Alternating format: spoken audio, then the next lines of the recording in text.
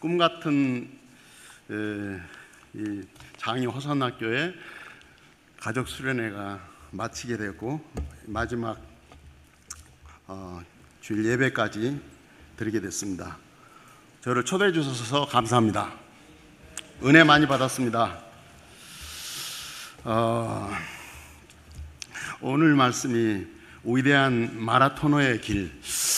마지막 주일 예배인데 일부 예배 마치고 또 그런 생각을 해봤어요. 주일 예배인데 좀 어떤 복음적인, 조금 평범한, 좀 쉬운 이런 말씀을 준비할 것을 조금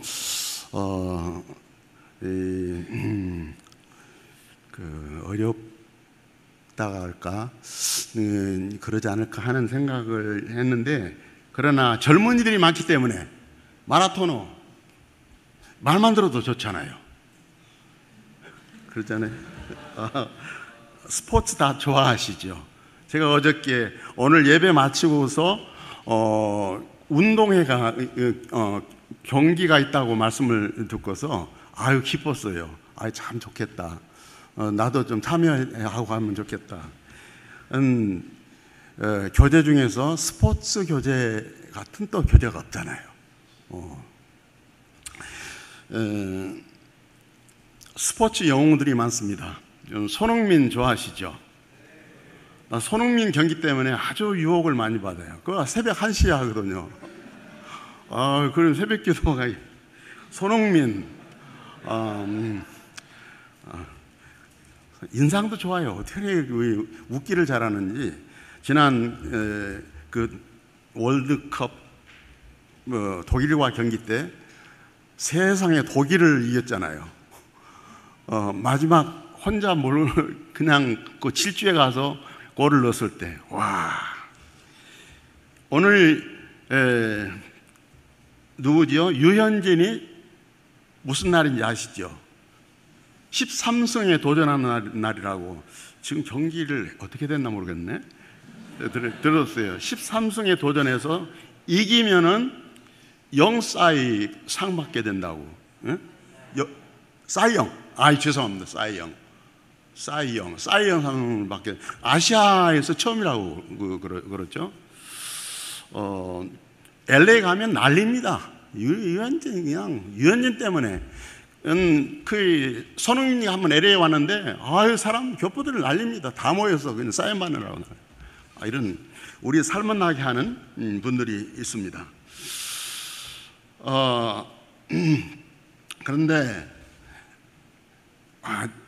우리나라 사람 중에 모든 분야 중에서 세계를 확실하게 제패한 한 사람이 그 스포츠가 있습니다. 누구죠? 예? 김연아? 네, 물론 그렇죠. 네? 성기영. 성기영 분은 이제 조금 이따 얘기하려고 하는데, LPGA.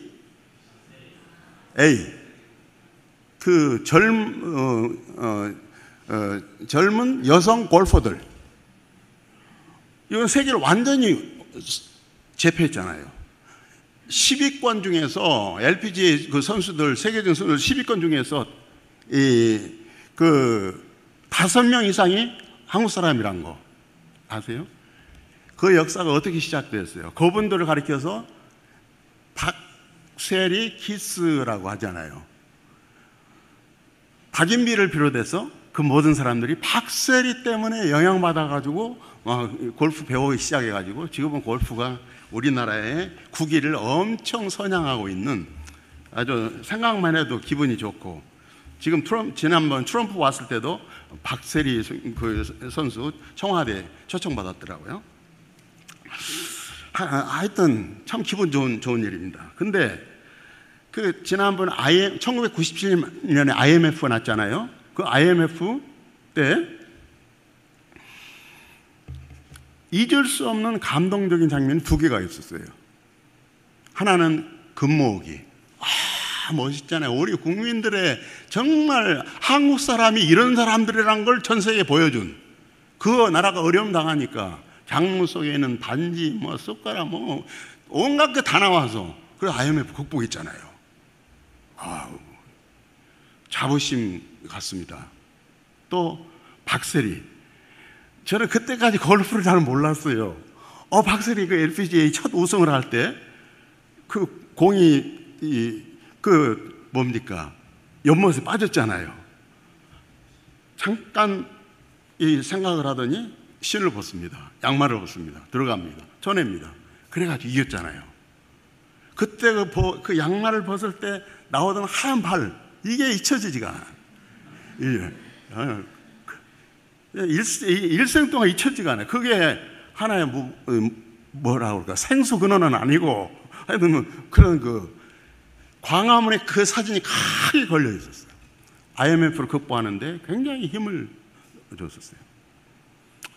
아마 그 모든 분들 중에서도 가장 잊을 수 없는 분이 아까 말씀하신 송기정이 아닐까. 1936년 뮌헨 올림픽에서 마라톤 세계 제패할 때 우리나라 태극기도 못 달고 일장기 달고 그 잊을 수가 없잖아요. 그런데 참 우리나라가 마라톤 강국이거든요. 송기정 나왔죠. 또 누가 나왔죠? 황영조, 올림픽에서 금메달 딴 사람들만. 그 외에도 서윤복도 나오고 이봉주도 나오고 마라톤 강국인데 요새는 계속 나왔으면 좋겠습니다. 그런데 영적인 면에서 최고의 마라토너 누구겠어요? 오늘 메시지는 그냥 나오잖아요. 사도 바울이죠. 영적인 면에서 최고의 마라토너. 근데 사도 바울을 보면은 스포츠 굉장히, 물론 그 고린도에 가서 고린도 교회도 개척하고 거기서 오래 사셨으니까 또 그런 것도 있겠지만은 굉장히 스포츠에 일가견이 있습니다. 마라톤뿐만 아니라 마라톤에 대해서는 여러 군데 얘기가 나와요. 박싱에 대해서도 나와요. 고린도전서 9장 25절 26절에 그 마라톤과 박싱에 대해서 나오는데, 내가 싸우기를 허공을 치듯이 하지 않는다. 달리기를 향방 없이 하지 않는다. 그 싸우기를 허공 친단 말이에요. 그게 박싱 얘기거든요. 미스블로우 하지 않는단 말입니다. 아무리 주먹을 크게 휘둘르고 세게 휘둘러도 미스블로우 하면은 지지요. 그냥 하면 안 된다. 권투를 알더라고요. 사도 바울 권투를 알았어요. 마라톤에 대해서 굉장히 일가견이 있습니다.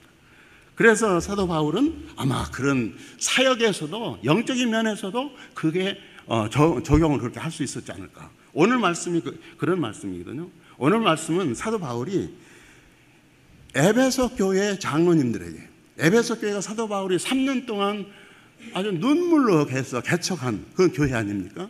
그 에베소 교회 장로님들을 초청해서 밀레도라고 하는 항구 도시에서 고린도에서 예루살렘으로 가는 길에 밀레도 항구에 들려서 에베소 장로님들을 오라고 했습니다. 초청해서 송별 예배를 드리는데 그때 하신 메시지가 오늘 말씀의 그 내용입니다. 그분들에게 마라토너로서 자기가 어떻게 살아왔는가, 어떻게 사역했는가 얘기하면서 교회를 부탁하고 성도님들을 부탁하고 위대한 마라토너가 되어달라. 그런 내용이 오늘 말씀입니다. 그러니까 오늘 말씀은 목사님들에게, 사역자들에게, 장로님들에게 주신 말씀이다.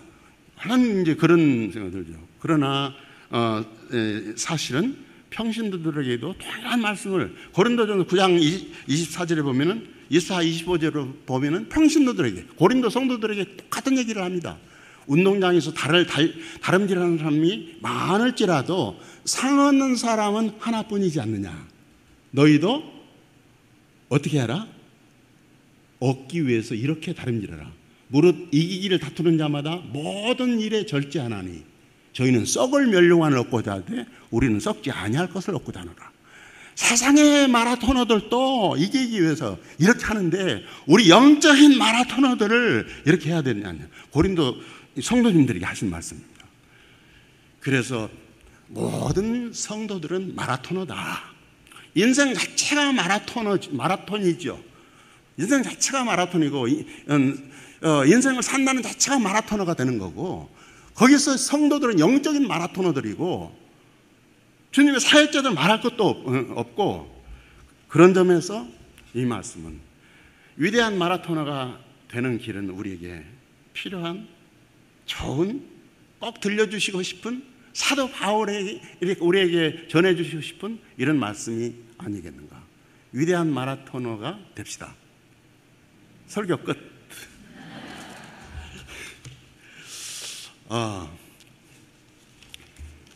시간이 이제 얼마 안 남았는데 이제 본론 들어가야 되는데 빨리 끝내라겠는데 하죠. 그러면 위대한 마라토너가, 정말 위대한 마라토너가 돼야 되겠는데, 모든 분야에서 그래요.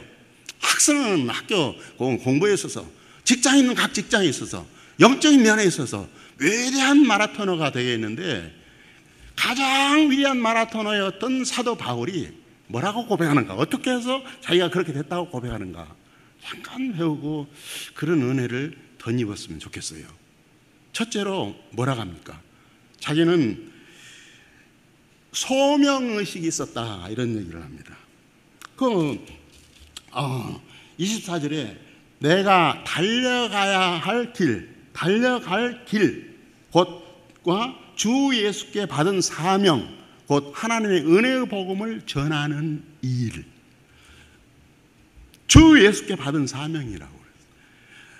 일단 달리기를 하려면은, 마라톤을 하려면 일단 코스를 잘 알아야 되잖아요. 내가 달려가야 할 길을 잘 알아야 되잖아요. 달려가야 할 길은 하나님의 복음을 전하는 일이었는데, 어떻게 해서 그 마라토너가 됐냐, 그 길을 달리게 됐냐? 주 예수께 받았다. 주 예수께 받은 사명, 이걸 소명이라고 하죠. 주님께서 부르셨다. 그런 자각을 갖는 걸 소명의식이라고 하죠. 그런 자각을 가지고 그 은혜에 사로잡혀서 달려갔다. 그랬더니 그런 귀한 위대한 삶을 살게 됐다. 소명의식이 중요하다 하는 그런 말씀입니다. 어떻게 해서 그 소명을 받게 됐습니까? 사도행전에 보면은, 사도행전이 28장 중에서 석장, 9장, 22장, 26장 석장이 사도 바울이 어떻게 그 소명을 받게 됐는가 하는 얘기로 채워집니다. 어떻게 받게 됐죠? 사도 바울은 너무 상상하지 못한, 전혀 본인은 전혀 상상하지 못한 그런, 그야말로 드라마틱한, 그렇게 해서 받게 됐죠. 사도 바울은 정반대의 길을 갔습니다. 예수님을 대적하는 성도들을 잡아가두려고 다메섹으로 성도들을 잡으러 갔었습니다. 잡아다가 예루살렘에 끌고 와서 매로 때리고 감옥에 가두고 촉치려고, 성도들 핍박하려고 그렇게 가던 그 길이었습니다. 그런데 그 가던 도중에서 갑자기 해보다 더 밝은 빛, 해보다 더 밝은 빛이 쫙 펼쳐지는 거예요. 성경에서 그 빛은 하나님의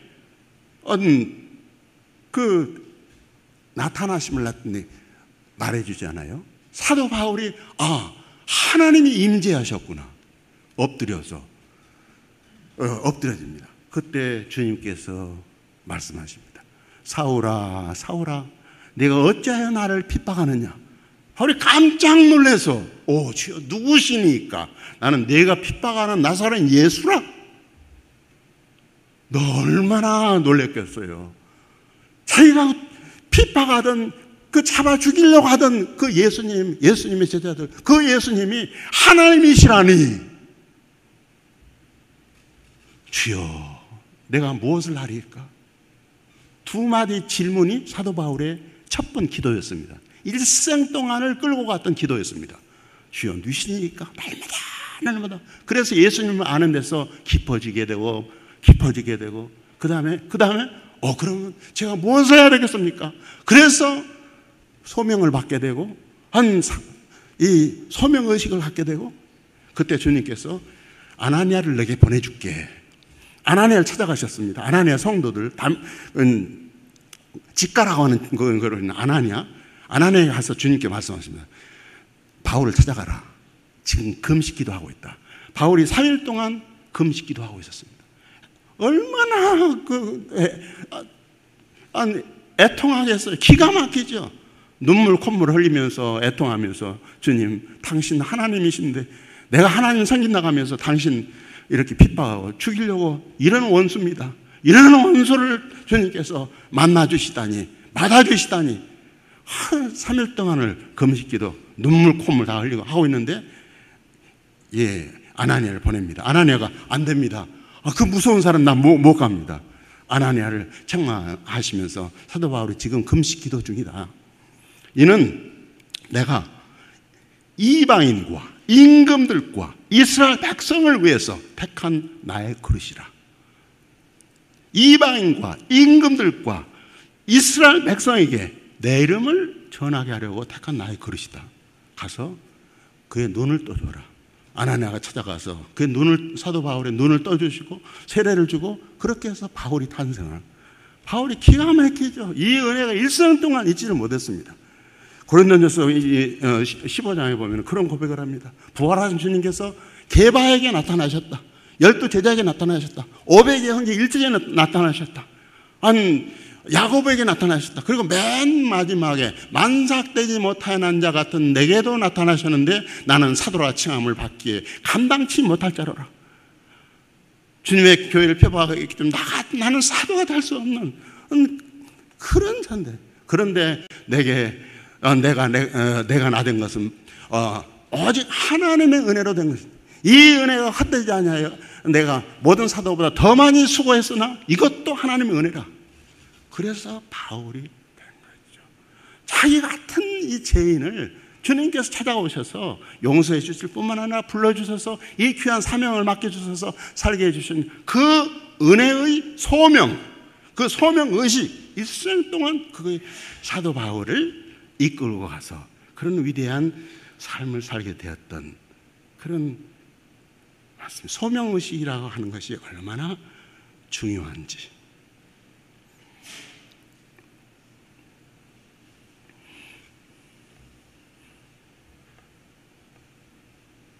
신앙생활에서 뿐만 아니라 모든 면에서 그렇죠. 다 읽어보셨을 거예요. 막스 베버가 쓴 프로테스탄트 윤리와 자본주의. 보면은 막스 베버는 자본주의가 어떻게 해서 탄생하게 됐냐. 프로테스탄트 윤리 때문에 그랬다. 프로테스탄트 윤리의 근본이 뭡니까? 만인제사장주의라. 만인제사장주의가 뭡니까? 이 소명이라. 교회에서 목회하는 것뿐만 아니라 그리스도인은 모든 삶의 영역이 주님께서 부르신 거라. 그래서 직업이란 단어가 여러 가지 있죠. job이란, 가장 많이 쓰는 job 있고, profession이 있고, 그 중에 하나가 vocation이 있는데, vocation은 부르심이란 말이죠. vocare란 말이 부른단 말입니다. 그래서 직업 자체가, 모든 직업은 하나님께서 부르셔서 그 직업을 통해서 하나님의 영광을 나타내라고. 그러니까 그래서 위대한 역사가 일어나죠. 주님을 섬기는 그런 자세로 학생은 공부를 하고, 선생님은 애들을 가르치고, 또 사업하는 사업을 하시고, 연구하시고 연구를 하시고, 그러니까 그 하나하나가 전부가 다 예배가 되고, 그래서 위대한 연구가 나오고, 위대한 교육이 나오고, 위대한 나오고, 그래서 노벨상 수상자들이 나오고, 여기서 노벨상 수상자들이 나와야 되겠다 그거예요. 반일 갖고 안 된다 그거예요. 그 길은 일본 노벨상 수상을 23명이 받았다고. 화학상, 의학상을 10명 이상은 받았다고. 그런데 늘 일본 사람들 외놈이라고 무시하잖아요. 외놈이라고 무시하지 말고 노벨상을 받으라 그거예요. 일본 사람들보다 더 똑똑하잖아요. 더 심성이 좋잖아요. 더 머리 좋잖아요. 왜 안 해요? 소명의식을 갖자 그거예요. 직업에 있어서, 공부에 있어서, 모든 면에서 소명의식은 사람을 위대하게 만든다. 둘째로 마치려는 결심입니다. 이 말이 봐보세요.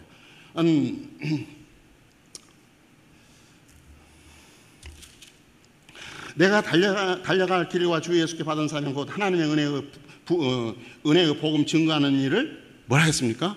마치려 한다. 마치려 하면은 시작이 중요하죠.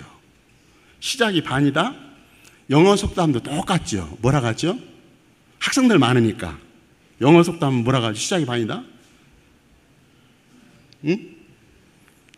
A good beginning is half done.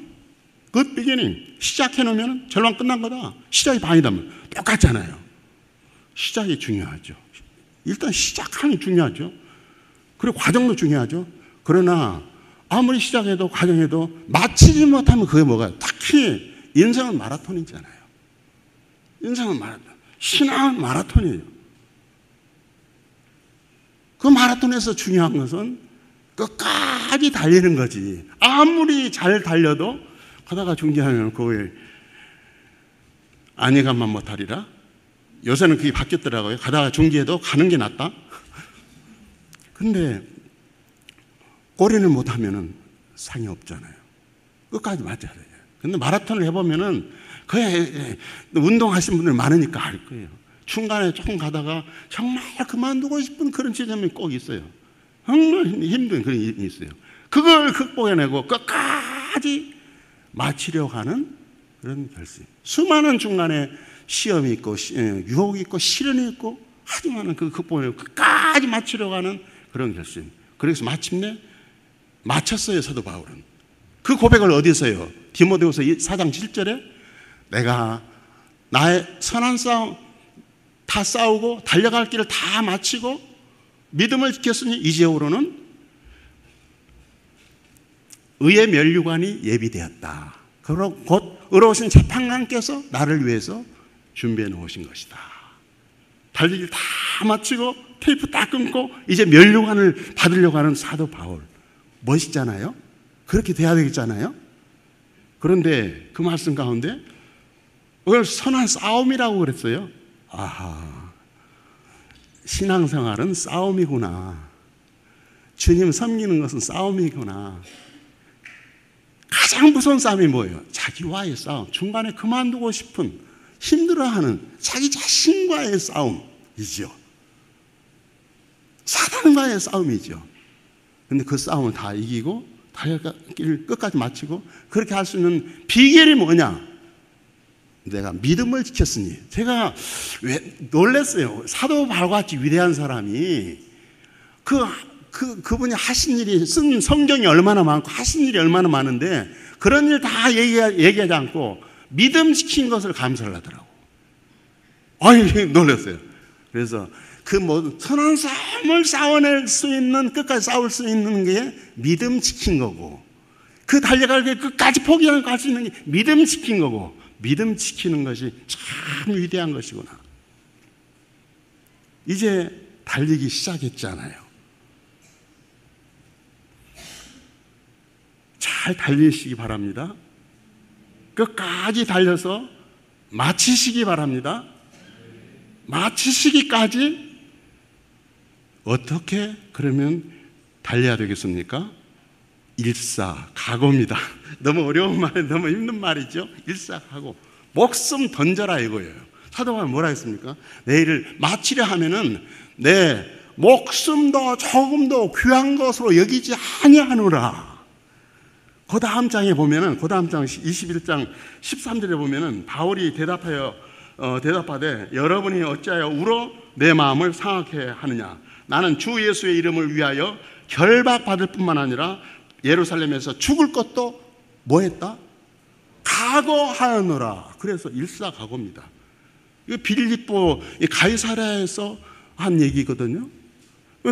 바울이 그 밀레도에서 에베소 장로님들하고 그 고별 예배를 끝나고 지금 좀 더 가가지고 가이사랴에 도착했어요. 가이사랴는 빌립 집사가 살던 곳이에요. 빌립 집사 집에 가서 며칠 유했어요. 빌립 집사 따님들이 바울의 허리띠를 갖고 가더니 허리띠 가지고 막 이렇게 칭칭 묶으면서 이 허리띠 임자가 예루살렘에 가면 이렇게 결박을 당한다. 그런 예언을 한 거예요. 그걸 보고 바울의 제자들이 울고 불고 다 선생님 절대 안 됩니다. 예루살렘에 못 가십니다. 그때 바울이 한 얘기가 여러분들이 왜 울어서 내 마음을 이렇게 아프게 하느냐. 나는 예루살렘 주님을 위해서 결박받을 뿐만 아니라 죽을 것도 각오했노라. 주님께서 이 귀한 사명 맡기시고 이 귀한 길을 달려가고 있는데 끝까지 달려가야 되겠는데 그러기 위해서 나는 죽을 것도 각오했다. 그렇게 바울은 달렸다. 달리 표현하면 역주했단 말이죠.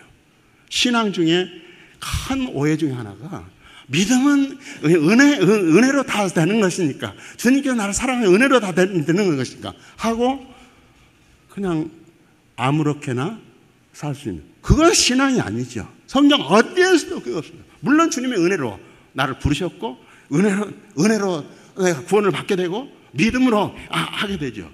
그러나 그런 가운데 나는 무슨 일을 하든지 목숨을 걸고 힘을 다해서 정성을 다해서 모든 눈물이라는 말씀은 오늘 31절에 나와요.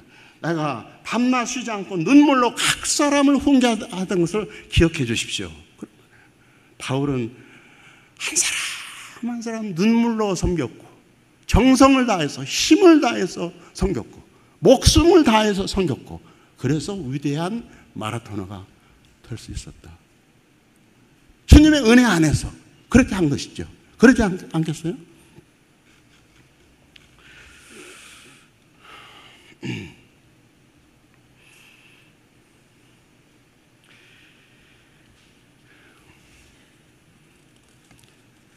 일사각오란 말이 우리나라에서 유명한 말인데 일사각오라고 한 제목으로 설교하신 분이 계세요. 누구이셨어요?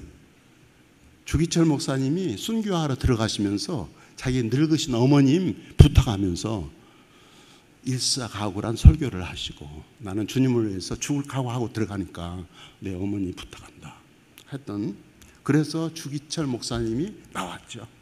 그래서 순교를 할 수 있었죠. 그래서 한국교회의 생명력이 유지가 되는 것이죠.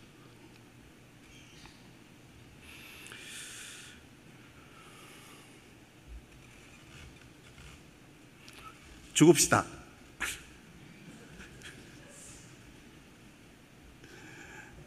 매일 매순간 목숨 걸고 힘을 다해 정성을 다해서 학생은 그런 자세로 공부를 하고 선생님은 그런 자세로 제자들 키워내고 연구하시면 그런 자세로 연구하고 그러면 노벨상 나오겠잖아요. 그렇지 않아요? 믿음 핑계대고 적당히 사는 그건 죄악이라고 생각합니다. 그건 아니죠. 그건 아니죠. 은혜를 받았으면 주님께서 내게 맡기신 일 그걸 완수하기 위해서 목숨 걸고 살 수 있는 그런 신자가 돼야 되겠잖아요. 마지막입니다. 그런데 그것도 중요한데 마지막에 바울은 성령께 매여 산다. 그런 고백을 하셔요. 22절이죠.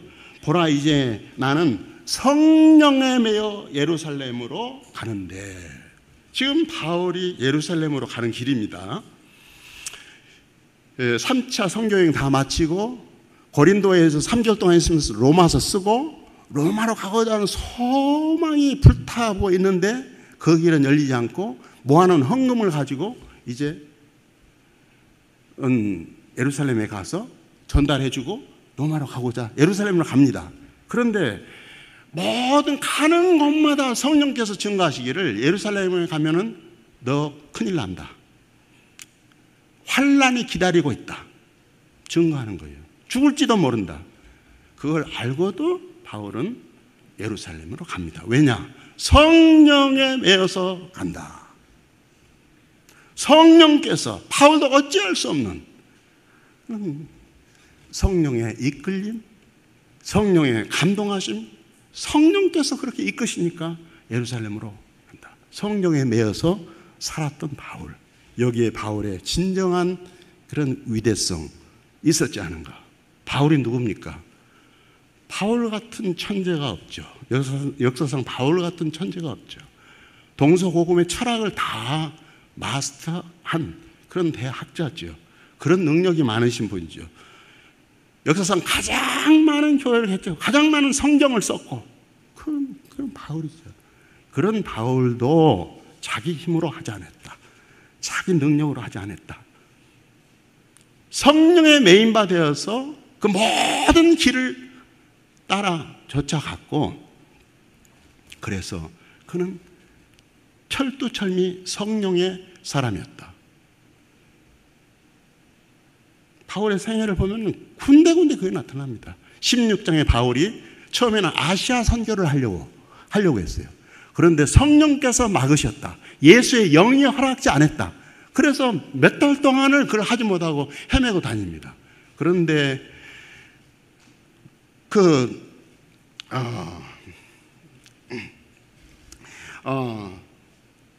드로아에서 밤을 새워서 그 일 때문에 고민하고 기도를 하는데 밤중에 환상이 나타납니다. 마케도냐 사람이 하나가 나타나서 사도 바울을 부릅니다. 와서 우리를 도와주세요. 하나님께서 나를 마게도냐로 부르시는구나. 마게도냐로 가라고 하시는구나. 깨닫고 주섬주섬 짐 챙겨서 일어나서 조각배를 타고 마케도냐로 건너가서 빌립보 교회 개척하고 데살로니가 개척하고 고린도 교회 개척하고 그 역사가 그렇게 해서 일어나요. 그렇게 해서 유럽이 선교가 일어나게 되고 유럽을 통해서 아메리카 선교 일어나게 되고 세계 복음화가 그렇게 해서 일어나게 됐다. 이 사실을 토인비는 이렇게 표현했습니다. 그날 밤에 사도 바울을 싣고 빌립보로 갔던 그 흑해를 건너갔던 그 배는 오늘의 서구 문명을 싣고 갔다. 너무 명료한 좋은 표현이잖아요. 사도 바울 한 사람 때문에 복음이 유럽으로 들어갔고 그 복음으로 말미암아서 민주주의가 탄생했고 자유주의가 탄생했고 오늘의 그 경제, 음악, 미술, 건축 그 문명이 탄생했고 오늘의 서구의 그 문명이 사도 바울의 흑해를 건너간 그 발걸음에서 비롯됐다. 전도자 한 사람, 복음을 가진 사람 한 사람의 발길이 어디로 향하느냐에 따라서 역사의 흐름이 바뀌어진다. 만일에 사도 바울은 그때 아시아로 오려고 그때 그렇게 했었더라면 역사가 거꾸로 됐을 거예요. 지금 사람들이 로마로 유럽을 그렇게 여행하는 대신에 전부 아시아로 몰려. 아시아 복음화되고 아시아를 통해 이렇게 거꾸로. 근데 거꾸로 이렇게 돌아서 마침내 한국까지 이렇게 오게 돼요. 성령의 인도하심이라는 게 얼마나 중요하고 성령에 매어서 산다고 하는 것이 얼마나 중요한지. 사도 바울이 여러 가지가 있겠지만 성령에 매어서 살았던 철두철미 그런 삶이 위대한 마라토너가 될 수 있었던 가장 중요한 비결이 아니겠는가. 하나님께서 은혜를 주셔서 위대한 여기 이미 마라톤들을 다 하고 계시고 여러분들은 굉장히 잘 달리시는 우리 세계 성도들 가운데 가장 잘 달리시는 분들이 여기에 다 계신 것 같아요. 그리고 가장 잘 달릴 그런 후보들이 여기 어린아이들이 얼마나 좋은지 만나기만 하면 인사를 하고 활기 있고 모쪼록 세계를 제패하는 송기정 같은 영적인 송기정 같은 사도 바울 같은 위대한 마라토너들이 나와서 영적으로 그럴 뿐만 아니라 또 실제적인 삶 속에서 수많은 노벨상 수상자도 나오고 그런 인생을 살게 되는 역사가 일어나도록 주님께서 축복해 주시기를 주 예수님의 이름으로 축원합니다.